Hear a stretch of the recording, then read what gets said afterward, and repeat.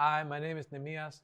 Welcome to the next episode of my podcast, where we talk everything about apologetics, philosophy, and difficult questions in theology.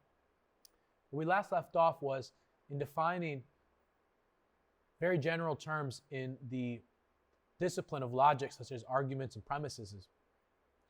And we also spoke about inductive and deductive arguments, how they are made and the difference of their nature. But today we're going to talk a little bit about how in logic, we evaluate arguments and we evaluate premises. So we're going to hopefully be able to apply this to everyday learning, everyday conversations that we are a part of, especially in academic discussion where arguments are being made. Let's start with the beginning here in evaluating a premise. In the evaluation of a premise, or the first reason inside of an argument towards the conclusion, we evaluate a premise by a premise either being true or false. Let me give an example to you guys. It never rains when it's sunny is premise number one. Premise two, today is sunny.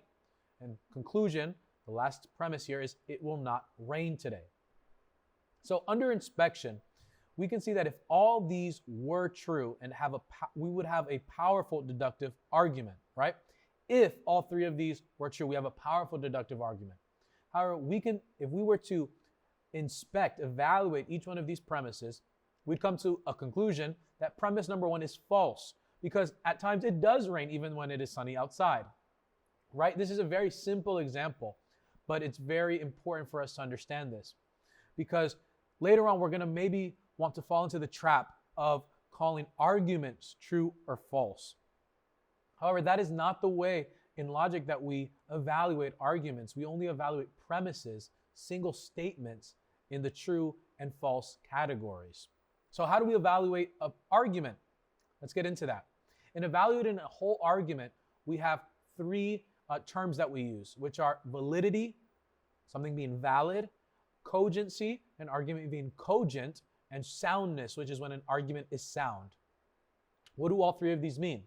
Well, a valid argument is an argument that if all the premises are true, the conclusion cannot be false. Now, in our above example that I showed us, right, where let's remind ourselves what that argument was. Premise number one, it never rains when it's sunny. Premise number two, today is sunny. And conclusion, it will not rain today. If we were to take this argument, our above example, it is a deductive argument that has one false premise. However, that is not the question at hand. And here's where a lot of people fail at the very foundational level of logic, because we want to say that that is not a valid argument. But validity is really about the structure of the argument. And so if all of them were true, then the conclusion would follow. Hence, the structure of the argument is a valid argument. Validity is talking about, like I said, the actual structure and the connection between the premises and not the actual content of them. But this is all going to change here in our next category of evaluation, which is soundness, and makes a sound argument. Well, a sound argument is an argument that is valid, in which all its premises are true. So let's take that above example. Did we have a valid argument? Yes, we had a valid argument.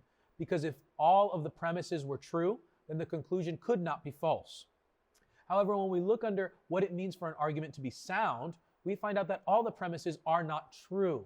We're going back to that evaluation of premises now. So although it is a valid argument, we would call it an unsound argument, because not all the premises are true, because premise number one was false. And our third category of evaluation is cogency. And cogency, or argument being cogent, really only applies to inductive arguments. Because if we remember what an inductive argument is, it's an argument that takes a posteriori knowledge, or knowledge that comes after experience, which creates high probabilities of truthfulness or falsehood inside of our claims. So a cogent argument is a strong argument whose premises are what we call evidentially true. Let me explain what that means. Being evidentially true means that each one of our premises reach a requirement of evidence for us to take it as true. On the contrary, right? If one premise can't be held up by that require of evidence, it renders the argument an uncogent argument because it is a weak argument. And we call strong and weak arguments or we call strong and weak premises or arguments based on the support of each one of our premises in evidence. And it's worth noting, right, that there are special cases where there are strong arguments, right, but that doesn't mean that they're cogent, because they can be uncogent, meaning that they have false premises that we try and support with a whole bunch of evidence. That's really key for us to understand. So we have validity, we have soundness, and we have cogency. And these are the three main ways that we try to evaluate premises and arguments, right? And the last thing I want to talk about here are fallacies.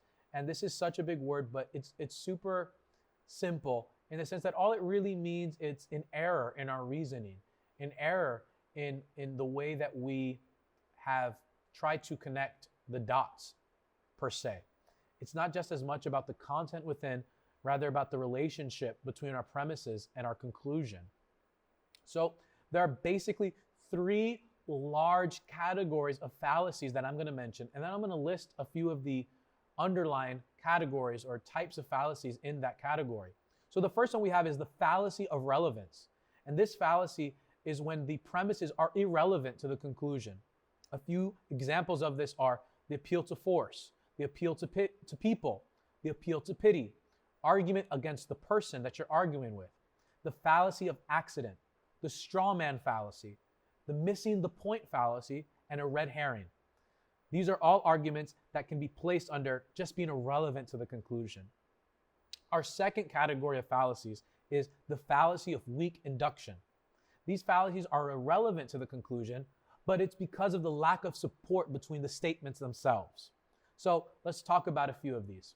What falls under a fallacy of weak induction would be the appeal to unqualified authority, appeal to ignorance, hasty generalization, false cause, slippery slope, and the fallacy of weak analogy.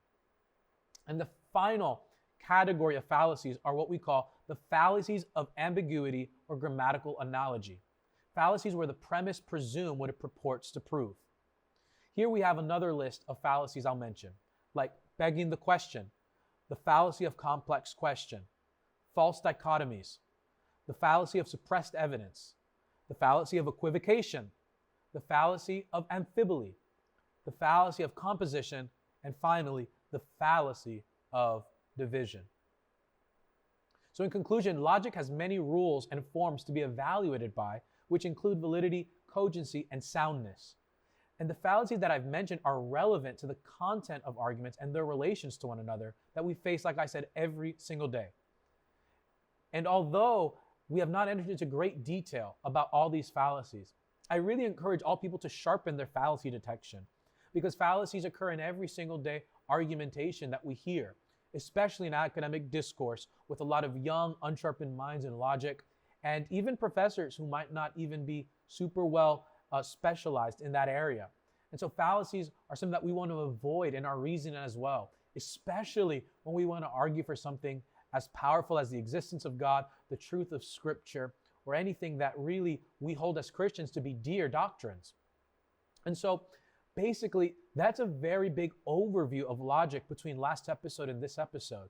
And my prayer is that we can start to take these aspects of reason and apply it to the way that we argue on behalf of God inside of apologetics. My name is Nehemias, and I hope that this has been really helpful to you, and I hope to see you in our next episode.